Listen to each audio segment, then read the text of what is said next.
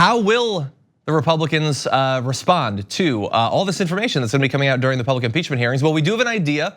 It came out of a new memo laying out 4 pieces of evidence that the Republicans are using to defend Donald Trump. This is coming, by the way, after the revelation earlier today that Donald Trump is going to be releasing another transcript like the first one. He says, I will be releasing the transcript of the first and therefore more important phone call with the Ukrainian president before week's end. So a couple quick questions about that. One, why is it necessarily more important? I don't know, maybe it will be. It kind of seems like the early calls aren't necessarily as important as after you've had an opportunity to build up the relationship, you've had more overtures between your diplomatic team and their government, but he's implying this is more important for some reason. I'm gonna guess it's a self-interested reason, but we will of course find out. Also, if it's so important that we get this information, why have we waited months to find out what's in it, and why can't you just release it now? It's literally a document, you can upload it from your phone. Why does it have to wait until the end of the week? I don't know. By the time we finally read it, perhaps we'll have an explanation as to why they decided to wait until after a few days of public testimony.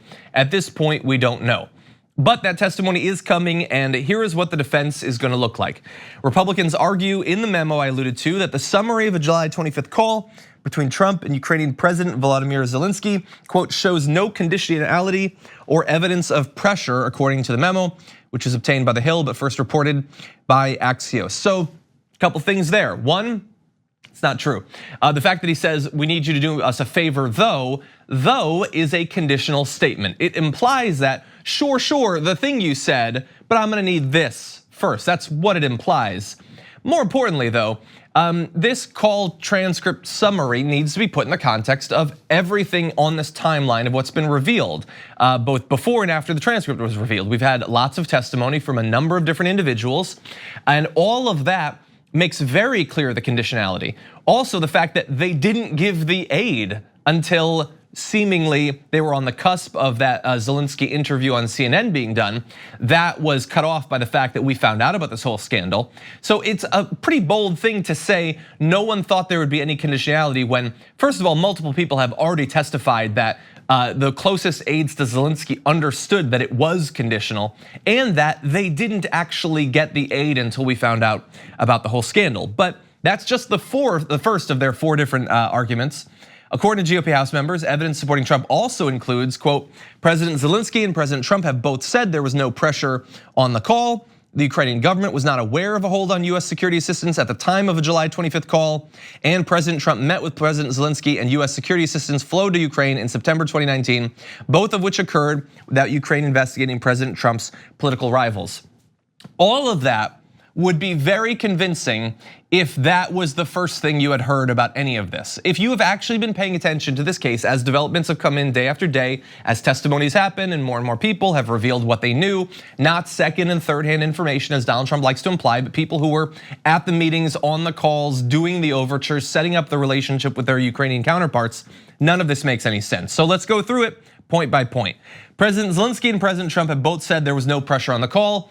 That is technically true, they've both said that, but it's irrelevant. If we believe that you two are involved in a corrupt relationship, whether it's an actual quid pro quo or more accurately, Donald Trump is extorting you for aid in his reelection bids, I don't trust you to be honest about that at this point.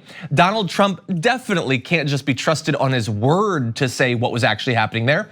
And if Zelensky did actually understand the conditionality, which we're gonna lay out, then of course he's still worried about whether he's gonna get continued aid. He doesn't want to ruin that relationship with a guy who could be president for 5 more years. And so he too can't simply be trusted on his word when there's so much at stake. He's facing a conflict, a military conflict inside of his country that's already killed more than 13,000 people. He's got other things to worry about potentially.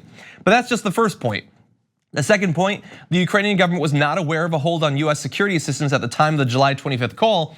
That might or might not be true, but it seems a little bit less important when you realize that after that point, for literally months, the aid was held. So whether they realized it at the time of the call, more time went by, week after week after week, eventually, Zelensky decides, okay, fine, I'll do the Fareed Zakaria interview that you want me to do where I'm gonna pretend to spontaneously come up with this investigation of Joe Biden, all the while knowing that it had been held for literally months at that point, Why should we care if on July 25th they knew that it was being held? It sure became clear to them as time went on.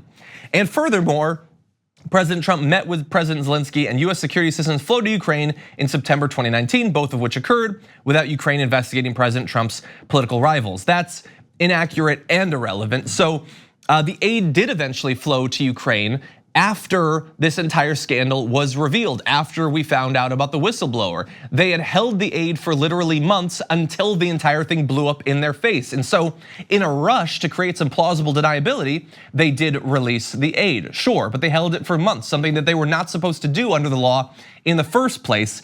And to say it was done without Ukraine investigating President Trump's political rivals, that is absolute nonsense. As we already said, President Zelensky had scheduled an interview on CNN with Fareed Zakaria where he was going to announce that he was investigating Joe Biden.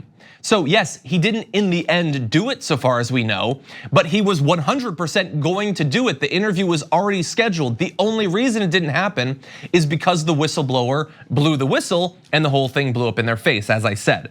And so all of these points are absolute nonsense. And what they rely on for anyone to buy them is for you to have not been paying attention, to have the water be muddied along the way by night after night of ridiculous interviews on Fox News, and the continuing shifting of the goalposts by Donald Trump and his defenders along the way. That's the only way that any of this makes any sense whatsoever. And I guess if it's this or no defense at all, you're gonna go with this. But considering all that's already come out, which is now gonna be public, it's one thing for someone to go behind closed doors and then quotes to leak out. But when you have the videotape of the actual, like the testimony that we're gonna see from Vinland and Sondland and all of that, that is going to be devastating when played on repeat. And this sort of flimsy, ridiculous attempt at a defense of Donald Trump is not going to hold up under all of that. They're gonna have to come up with something else.